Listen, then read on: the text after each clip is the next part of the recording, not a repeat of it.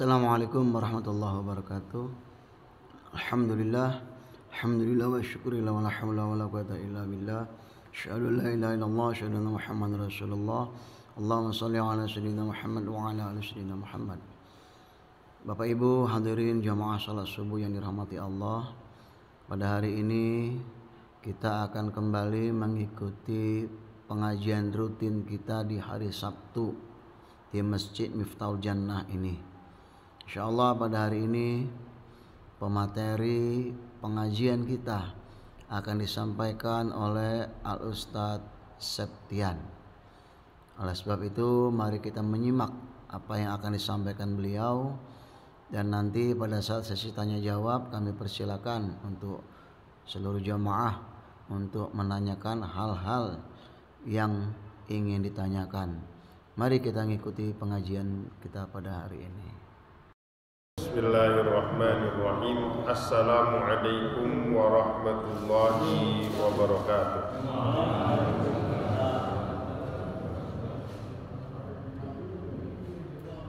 Yang saya hormati para alim ulama,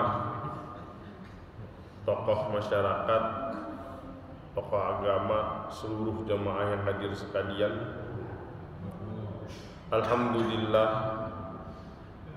Alhamdulillahilladzi sadaqa wa'dah wa nasara 'abdah wa a'azza jundahu wa hazamal ahzaba wahdah. Ahmadullah hamdan yaqumu bi syukrih, hamdan yu'minu min makrih, hamdan yaqudu ila ghufranihi wa ridwani. Ashhadu an la ilaha illallah wahdahu la syarikalah wa asyhadu anna Muhammadan abduhu wa rasuluh. Allahumma salli wa sallim wa barik ala nabiyyina habibina syafi'ina sayyidina Muhammadin sallallahu alaihi wasallam wa ala alihi wa ashabihi wa man tabi'ahum bi ihsanin ila yaumiddin. Amma ba'd. Nawaitu ta'alluma wa ta'lim wa tadhakkur wa tadhkir wal ifadata wal istifadah wal hatha ala tamassuki bi kitabillahi wa sunnati rasulillahi sallallahu alaihi wasallam wa da'wata ilal huda wa dalalata alal khair ibtigha'a mardatillah wa ridwanihi wa qurbihi wa thawabih. Alhamdulillah kita dapat bertemu kembali. Selepasnya kita juga dapat melaksanakan ibadah. Kita dapat sholat subuh secara berjamaah. Intinya banyak sekali nikmat Allah yang Allah berikan kepada kita, Pak. Bapak-bapak, ibu-ibu sekalian, banyak nikmat Allah yang Allah berikan kepada kita. Yang mana nikmat terbesar adalah nikmat kita Islam. Kemudian Islam tadi dilengkapi dengan taufik dan hidayah daripada Allah Subhanahu wa taala. Dan juga kita itu bisa beribadah, bisa menyembah Allah, bisa mentaati Allah dalam keadaan aman. Ini nikmat yang paling besar juga, Pak. Kita bisa lihat saudara-saudara kita, saudara walaupun tidak lahir dari rahim yang sama, walaupun mungkin kita dengan mereka berbeda suku, berbeda bangsa, berbeda negara, tapi kalau seseorang itu udah muslim aja, maka kita dan mereka ini menjadi saudara. Saudara yang diikat dengan bil urwatil wuthqa lam fisama laha, dengan tali yang kuat yang gak akan pernah putus, yaitu kalimat la ilaha illallah Muhammadur Rasulullah. Jadi saudara, kita bisa lihat bagaimana keadaan saudara-saudara kita. Itu Masya Allah, mungkin mereka itu tadi mentaati Allah, tapi tadi dalam keadaan takut, dalam keadaan susah. Mungkin mereka pergi ke masjid itu tadi bisa potensi syahid. Lagi sholat, tahu-tahu datang misil, datang rudal, dibombardir dengan senapan, syahid. Tapi kita bisa beribadah dengan tenang, sholat, AC hidup, nyaman, bisa dengar pengajian, siap dapat duduk, dapat voucher belanja. Ya Allah, coba Pak, kita bayangkan betapa banyak nikmat Allah berikan kepada kita. Tidur nyenyak, itu mungkin orang saudara-saudara kita yang di Palestina itu ya agak ketar-ketir juga tidur, mau pindah alam aja. Tapi kita bisa beribadah, bisa hidup dengan nyaman, dengan aman, selamat. Dan lain dan tidak bukan ya karena nikmat daripada Allah Subhanahu wa Ta'ala. Tapi jangan lupa saudara-saudara kita. Nabi SAW baginda pernah bersabda, "Mathalul mu'minina fi tawaddihim wa tarahumihim wa ta'atufihim kal jasadil wahid idza ishtaka minhu 'udwun tada'a lahu sa'irul jasadi bil humma was sahar." Nabi pernah kasih analogi, Pak. Mathalul mu'minin, perumpamaan orang beriman satu dengan yang lainnya. Dari segi cintanya, dari segi menginginkan kebaikan, dari segi perasaan empati, simpati, sayang, rahmat, dan juga dari segi kelembutan. Itu Nabi analogikan kal jasadil wahid, seperti satu tubuh, satu badan yang gak bisa dipisahkan, Pak. Sehingga kata Nabi apa? Idza ishtaka minhu udwun, kalau aja ada satu anggota tubuh yang kenapa-kenapa, ada satu anggota tubuh yang sakit,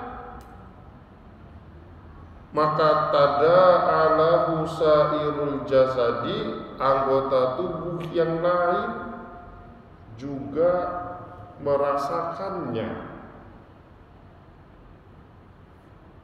Minimal apa? Mereka merasakannya bil humma, demam.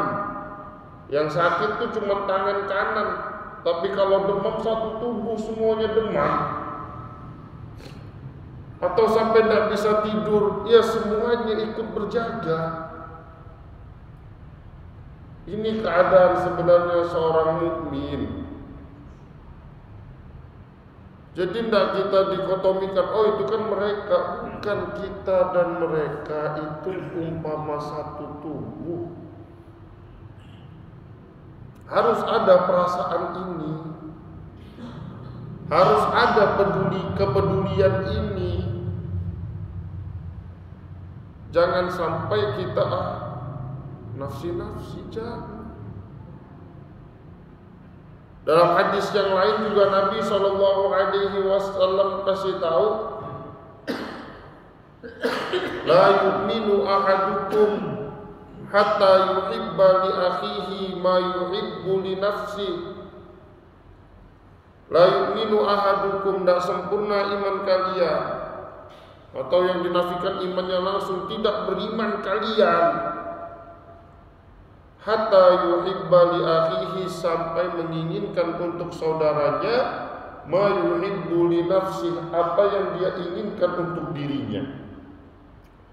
Kita semua ingin ketenangan, kita ingin kenyamanan, kita ingin segala kebaikan untuk diri kita. Maka sepatutnya ini juga yang kita inginkan untuk saudara-saudara kita. Kita pengen kebaikan itu untuk saudara kita, tapi kok kadang ada muslim, ada mukmin yang iri. Ini masalah. Kok nggak senang orang lain dapat kebaikan? Ini mah masalah. Padahal muslim itu ya muslim sama mukmin di sini sama maknanya. Padahal muslim itu adalah man salimal muslimu min lisanihi wa yadihi. Muslim itu adalah orang yang orang muslim lain itu merasa selamat, merasa nyaman, merasa tenang dari lisan dia dan juga daripada perbuatan dia, tangan dia. Karena tangannya tadi mansya daripada perbuatan.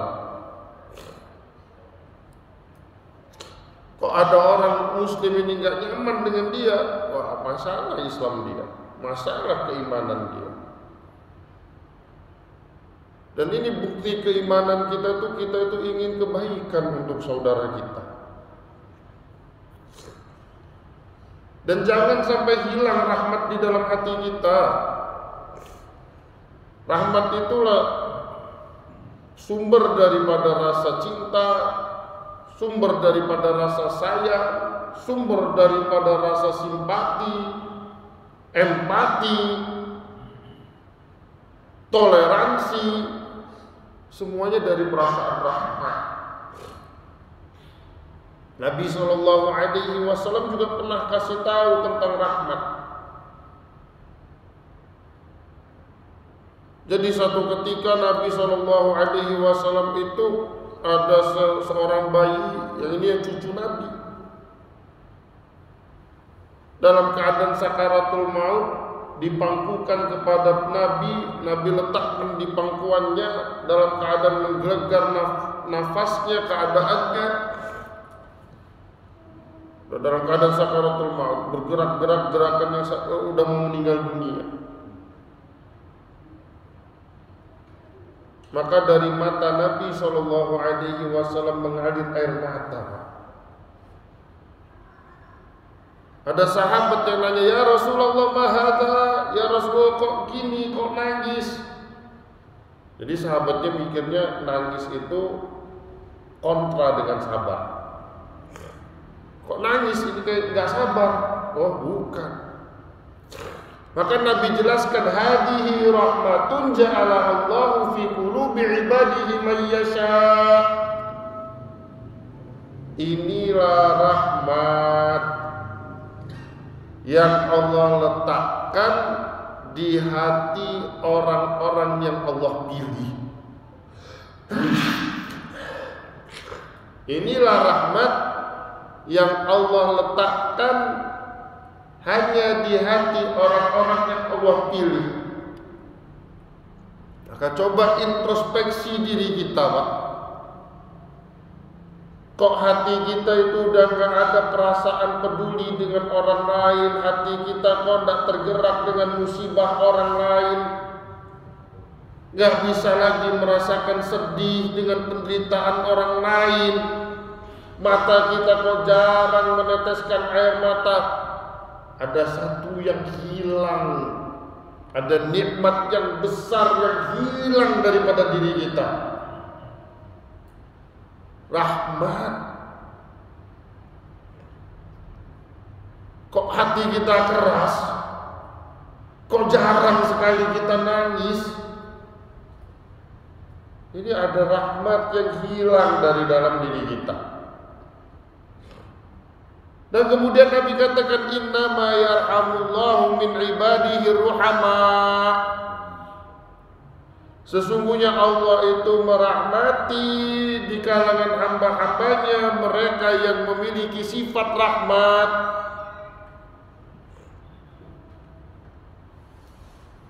Maka coba Pak, kita introspeksi diri kita. Apa karena saking egoisnya diri kita, kita merasa, oh saya, atharoh, hilang kepedulian kita terhadap orang lain. Udah nggak memikirkan lagi dengan orang lain yang ada di sekitar kita ataupun saudara-saudara kita. Hilang satu nikmat yang sangat besar pada diri kita.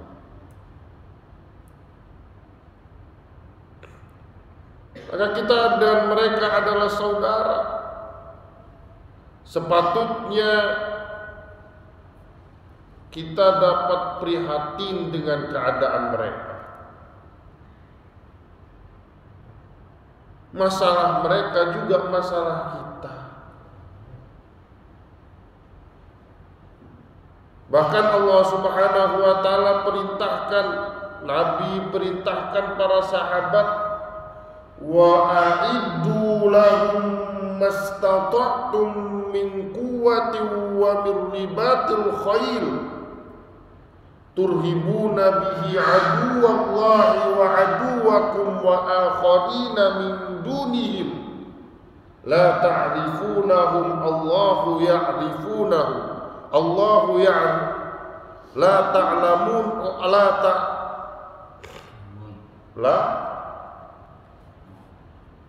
la ta'rifunahu Allahu ya'rifuhu. Sebentar.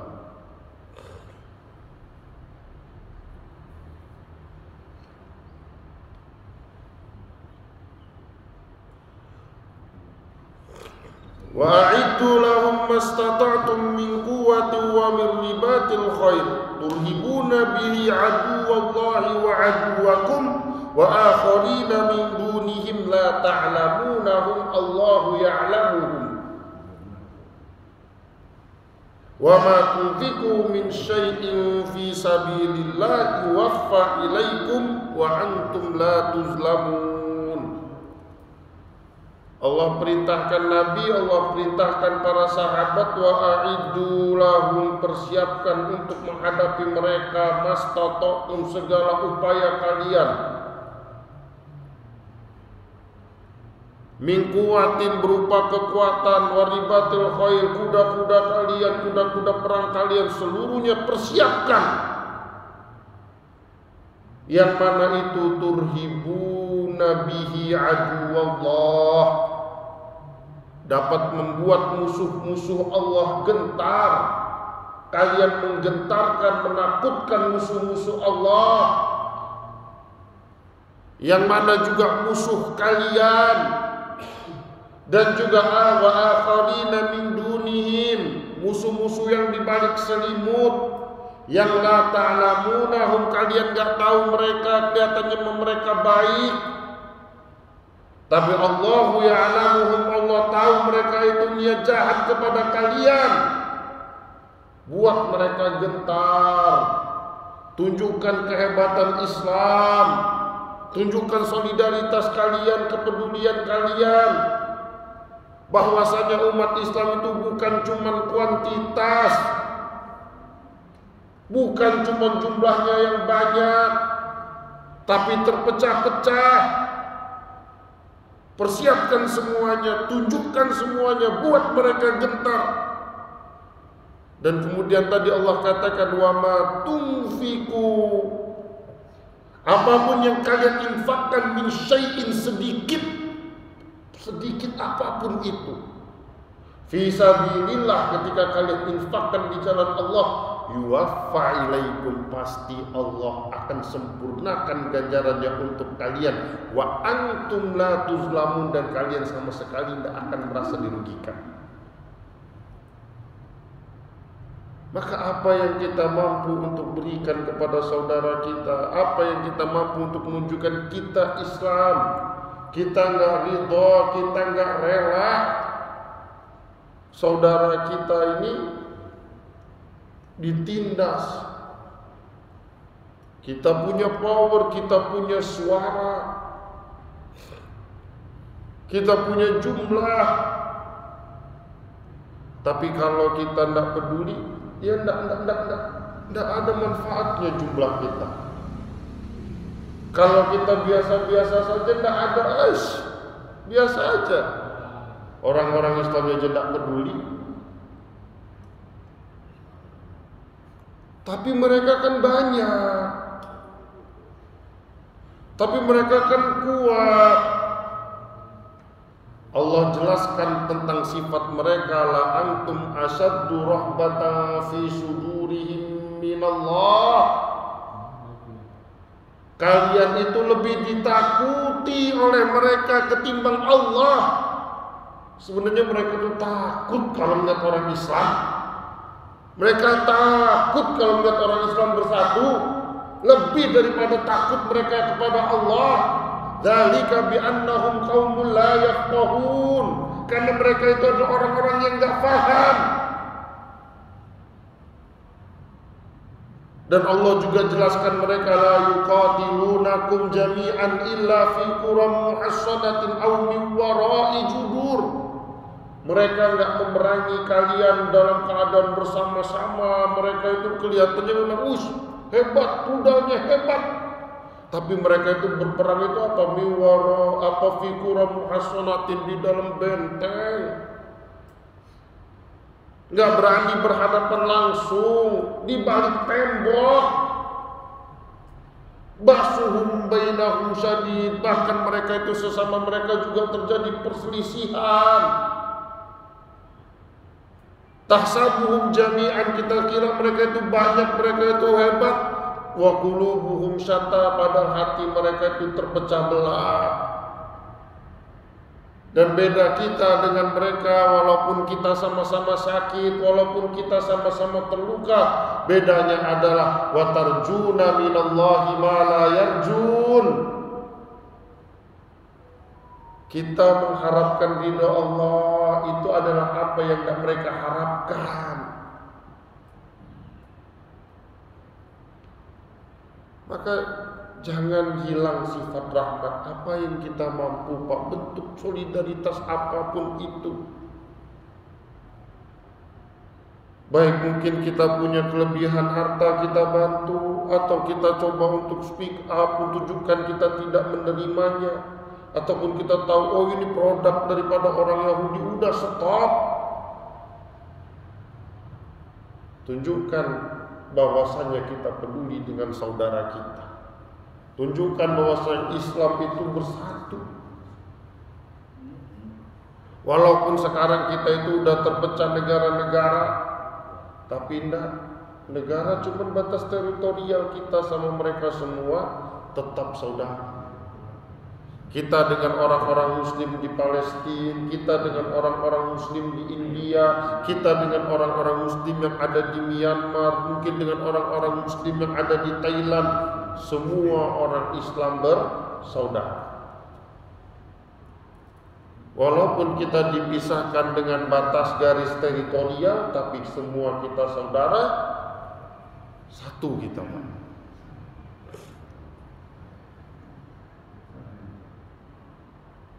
Satu fenomena lagi yang kemarin viral. Ini satu fenomena kita melihat dengan mata kepala kita kan. Masalah Israel, kita lihat video-videonya. Kalau hati kita tidak tergerak, masalah itu. Hati kita tidak bisa sedih, itu masalah itu. Hati kita biasa aja, itu masalah. Satu lagi masalah yang Masya Allah, kaitannya dengan ghibah, kaitannya dengan marwah, dengan harga diri seseorang. Heboh pasti. Dan ini perlu kita bahas. Masalah ini netizen Indonesia. Kita kemarin heboh dengan dosen UIN dan mahasiswi. Heboh kita, Pak. Heboh seolah-olah kita tuh kayak gak pernah melakukan dosa. Mulut kita enak aja ngegibain orang. Cari tahu, jelek-jelekin orang. Ya Allah. Padahal Pak, ini kita lupa Pak. Kita itu sampai sekarang itu Allah itu masih tutup aib-aib kita Pak. Kita enak ngomongin aib orang, kita kepo, penasaran dengan aib orang. Padahal apa? Sampai sekarang Allah ini masih tutup aib kita. Coba Pak, kalau aib kita dibongkar sama Allah Pak, dibuka aib kita Pak, masih bisa nyari tentang orang, masih bisa ngomongin orang. Allah buka aja aib kita.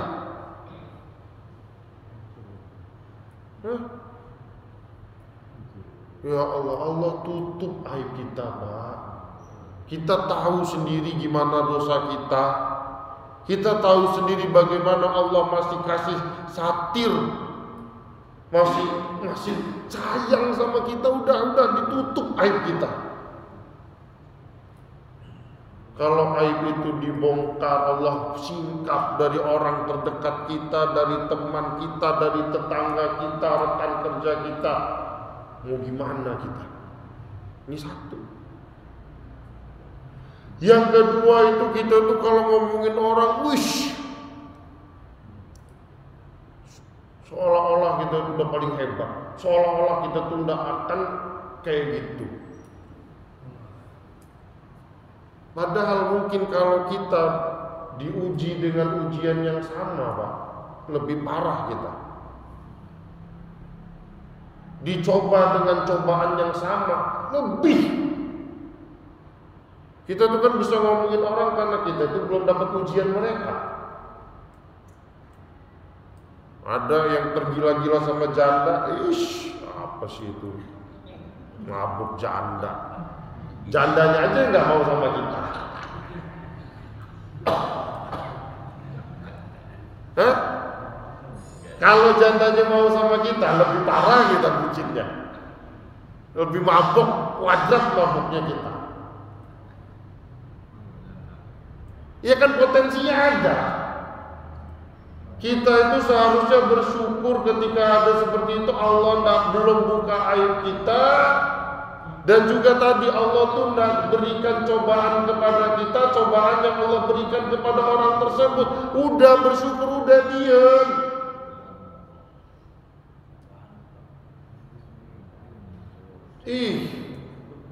Kita itu tuh cuman Allah selamatkan kita, nggak letakkan kita pada fitnah itu Pak. Coba kalau ada anak ajar kita, mahasiswi kita itu getol sama kita, dideketin terus kita, perhatian banget sama kita, di WA terus tiap hari cakep lagi.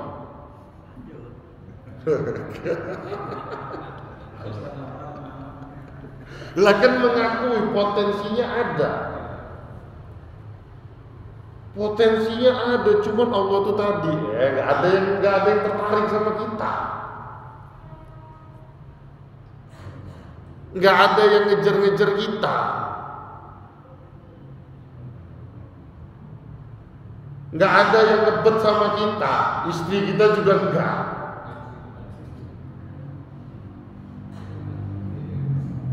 Ini Allah selamatkan aib kita, Allah tutup aib kita. Ya udah loh. Salah memang mereka, salah Pak, salah memang.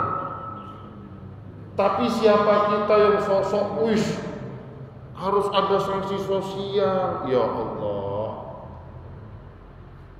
Padahal mereka juga melakukan maksudnya sembunyi-sembunyi Pak. Iya kan mereka nggak melakukan di tempat umum.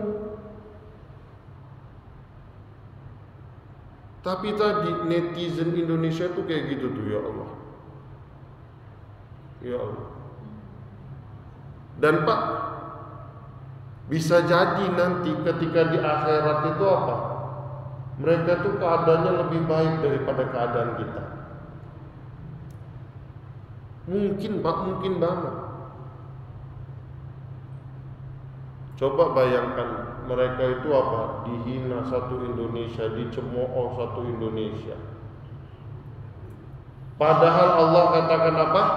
Innallaha la yaghfiru an yushraka bihi wa yaghfiru ma duna dzalika liman yasha. Yang Allah enggak ampuni itu apa? Innallaha, sesungguhnya Allah, la yaghfiru, tidak mengampuni an yushraka bihi, Allah disekutukan. Tapi kemudian Allah katakan apa? Wa yaghfiru ma duna dzalik, Allah mengampuni selain daripada syirik liman yasha, untuk orang-orang yang Allah kehendaki. Rahmat Allah, potensi ampunan Allah besar, Pak. Dan tadi, Pak, kita itu enak ngomongin orang, kita nggak sadar ini ghibah. Kita nggak sadar ini ghibah, yang mana cara tobatnya harus minta maaf ke dia. Satu Indonesia gibahin dia, ya Allah, panen di akhirat dia.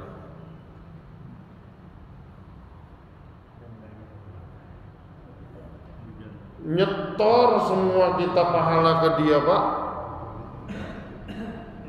Kita mungkin nanti kelimpungan di akhirat, kelimpungan lewatin sirat, dia secepat kilat masuk ke surga. Lah, potensinya ada.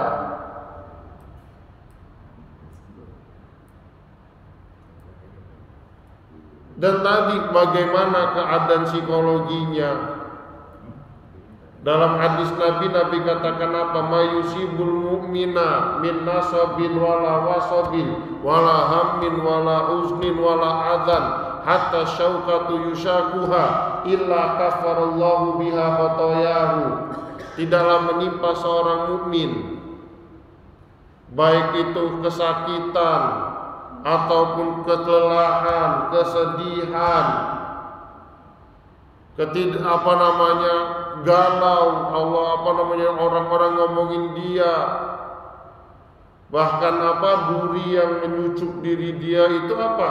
Cara Allah untuk kafarahkan, untuk gugurkan, untuk bersihkan dosa-dosa dia. Wis, mulut kita pedes. Bagaimana mental orang yang kita bully seperti itu, yang tadi kita udah merasa sok baik, paling baik. Coba gimana mereka menghadapi hari-hari mereka setelah ini.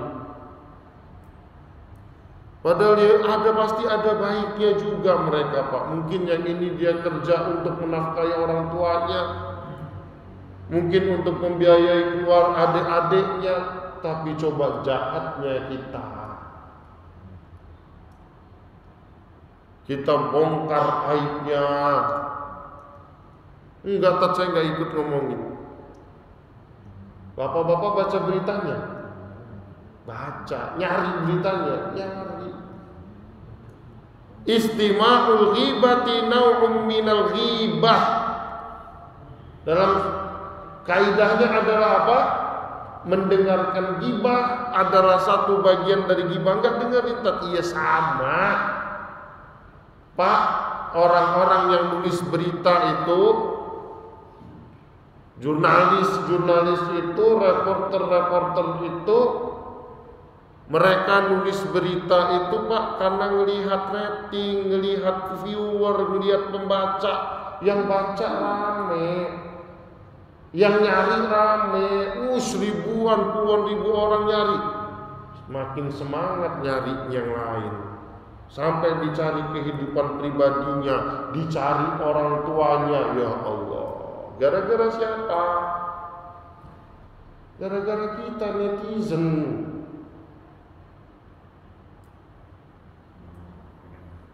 Ini kenapa ya gosip-gosip ini, acara gosip-gosip ini laris?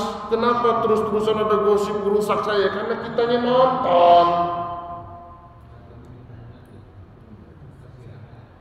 Karena kitanya nonton, Pak. Maka kita ada peluang. Makanya tadi kaidahnya istima'ul ghibah naun minal ghibah. Kenapa? Orang mau ghibah itu nggak akan jadi ghibah kalau nggak ada yang dengerin. Coba kalau ada orang datang ke kita, tahu nggak sih? Ah, nggak tahu, gue sibuk. Ditinggalin gitu aja, nggak jadi. Jadi jangan sosok membersihkan diri. Enggak, saya nggak ikut gibah demi Allah. Cuman itu tuh orang-orang tuh gibah, saya dengerin aja. Sama Pak, malah gara-gara kita orang lain ngegibah. Nggak usah sok bersih. Enggak, itu tuh yang ngegibah tuh, bapak itu tuh. Hobi bener ngegibah. Malah ikut ngegibahin juga.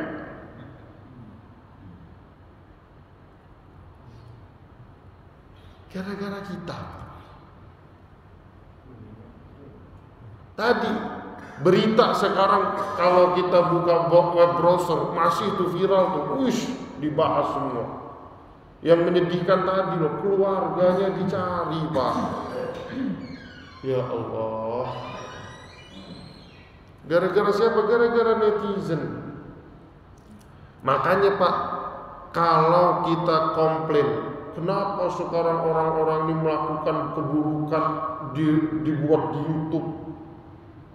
Bangga dengan keburukannya tadi, dapat duit Pak, orang viral Pak. Dan tadi sifatnya netizen Indonesia apa? Kita nggak suka di keburukannya, tapi kita tonton YouTube ya terus. Di kolomnya kita komentar, apa ini, semua. Tapi mereka dapat duit kan, viralnya gitu, makin dibuat, makin menjadi. Gara-gara siapa? Gara-gara kita. Kalau nggak suka nggak usah ditonton, nggak usah dikomen. Orang mau bodo amat, yang penting duit ya kan.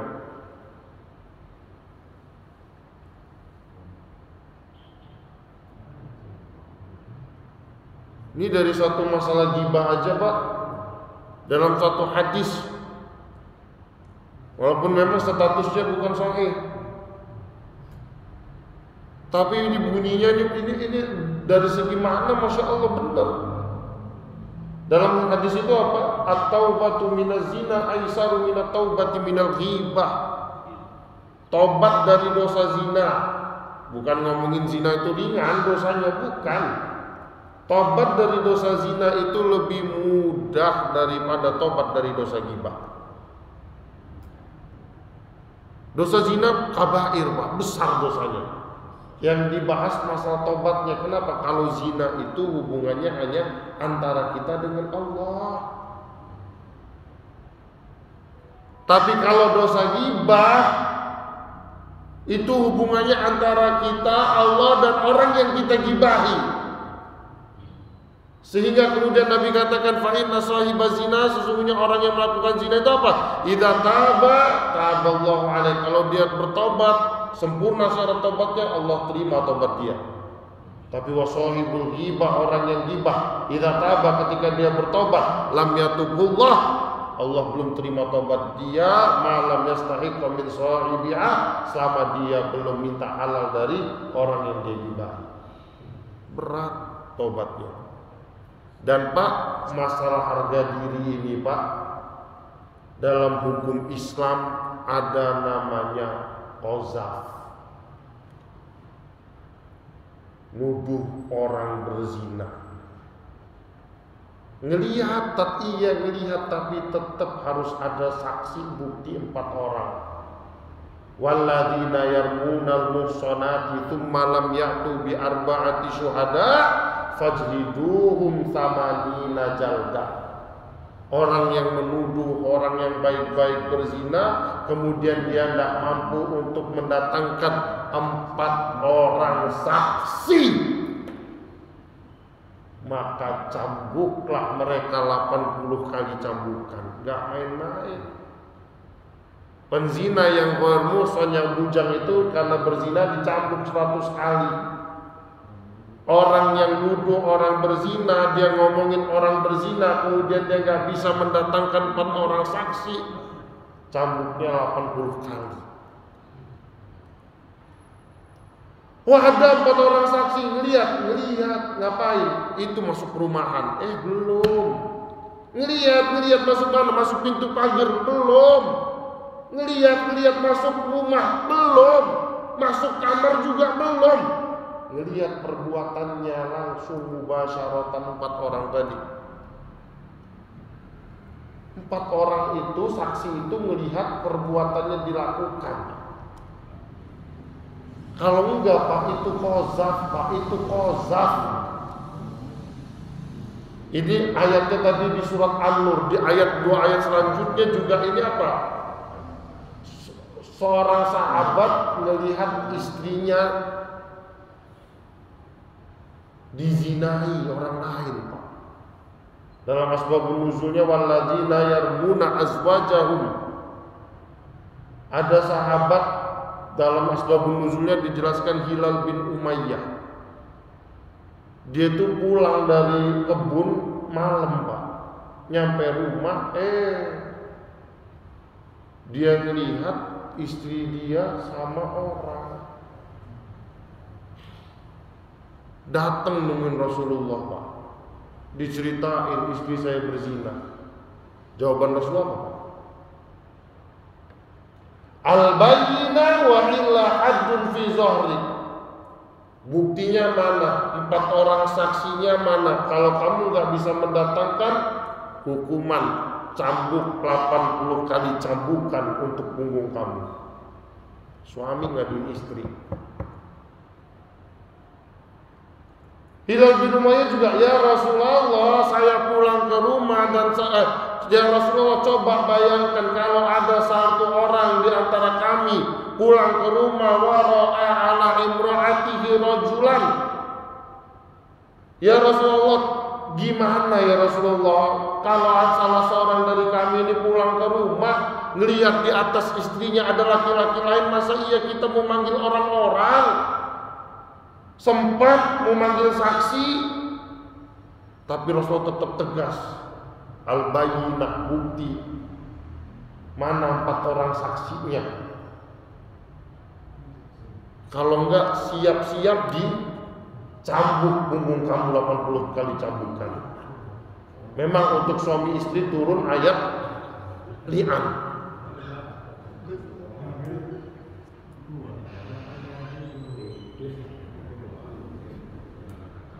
Turun ayat li'an. Terakhir, Pak. Poinnya apa? Poinnya di sini, Pak, memang ada, Pak, hukuman cambuk, memang ada hukuman rejam. Tapi kalau dilihat bagaimana cara mensabitkannya, hampir nggak mungkin hukuman ini ditegakkan. Karena cuma satu daripada 2. Pertama, dia ngaku. Tapi ketika dia ngaku, dia bisa tarik balik. Enggak, Pak, saya tadi bohong, ngeprank, bercanda. Nggak jadi dihukum. Dan ulama katakan apa?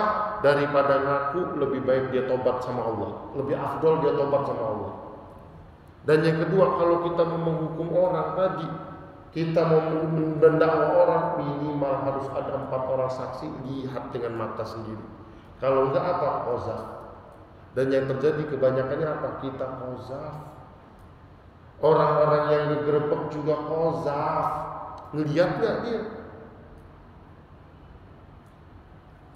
Nggak lihat.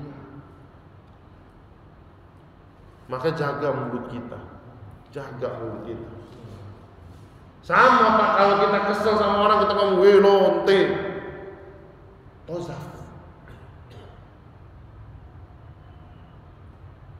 Bisa datangin bukti nggak? Enggak. Siap-siap. Hukuman Allah tadi. Maka dari sini kita bisa lihat hukuman Allah apa? Harga diri seseorang itu sangat begitu dijunjung di dalam Islam. Dan salah satu maqasid syariah itu apa? Melindungi harga diri seseorang. Wallahu a'lam. Monggo, ada yang ingin ditanyakan sebelum saya akhiri? Monggo, Pak.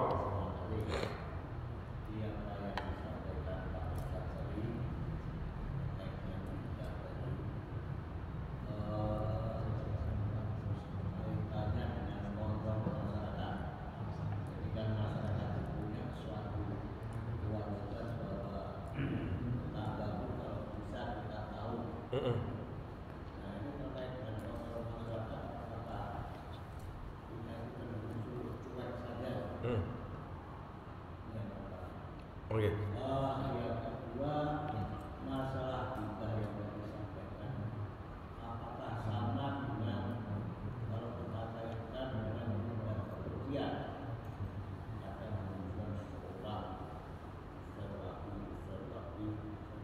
Apa Pak tadi yang di-share?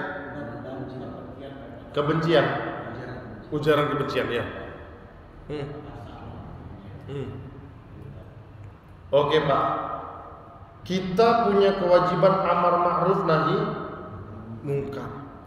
Tapi tadi Pak, ketika seseorang melakukan dosa yang kaitannya dengan Allah, nggak ada hak manusia lain dari hadis-hadis Nabi. Ini bukan saya asal-asal ngomong. Saya katakan apa? Dia bertaubat lebih afdol daripada ditegakkan hukuman ke atas dia apa?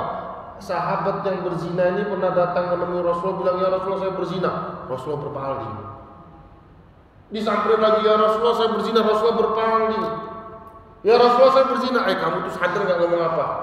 Paling kamu cuma peluk-peluk aja, paling kamu cuma cium-cium aja, cuma nyentuh-nyentuh aja.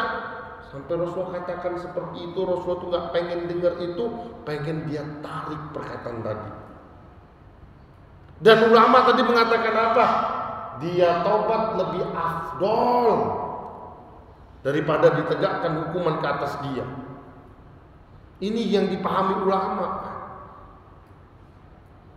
Kadang kita ngerasa dosa, habis itu minta tolong dicambuk, minta tolong direjam. Udah kita taubat, udah tutup rapat. Taubat sama Allah, nangis, minta ampun, janji gak akan ulangin di hadapan Allah. Lebih afdol. Dan tadi Pak, ini yang penting Pak.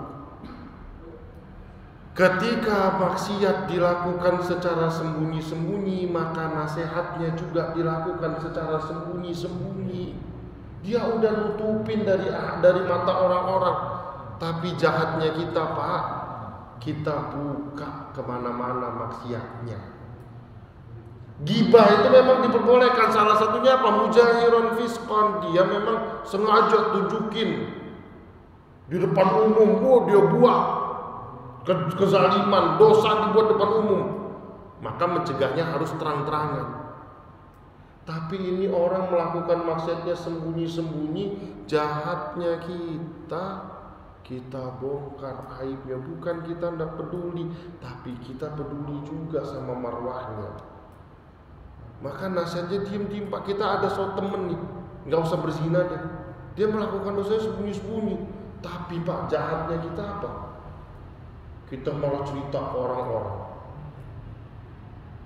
Kan realita, iya Pugu, ini jawaban yang kedua. Realita itu gibah.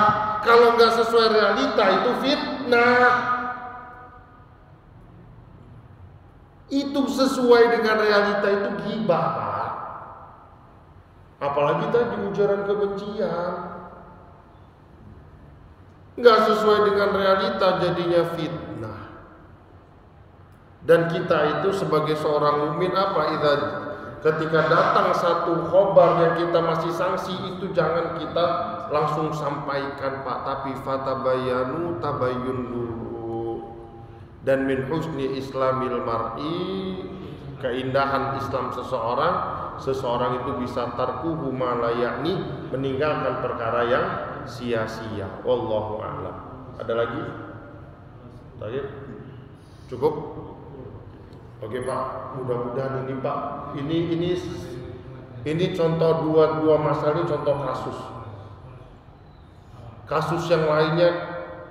Pokoknya yang pertama poinnya adalah bagaimana kita koreksi diri kita. Rahmat ini masih adakah, kuatkah di dalam hati kita? Kalau tidak, bagaimana kita berusaha Pak? Berusaha untuk tadi Palestina itu cuma spesial case aja. Sama yang kedua, poinnya adalah masalah gibah, masalah aib orang. Nanti kalau timbul masalah-masalah yang lain, jadi orang yang bijak sebagai seorang netizen, sebagai seorang pengguna media sosial. Ini poinnya. Jadi kita seharusnya ngaji Nashihul Ibad, tapi tadi ini masalah udah besar sekali, ini bagus untuk kita bahas. Jadi ini yang dapat saya sampaikan, benar datangnya daripada Allah, salah karena kurang dan hilafnya saya. Kita akhiri dengan hamdalah alhamdulillah alamin, doa kafar majlis. Subhanallahumma wa bihamdihi, subhanallahumma wa bihamdika, asyhadu an la ilaha illa anta, astaghfiruka wa atubu ilaik. Wallahu muwaffiq ila aqwamit thoriq. Assalamualaikum warahmatullahi wabarakatuh. Waalaikumsalam.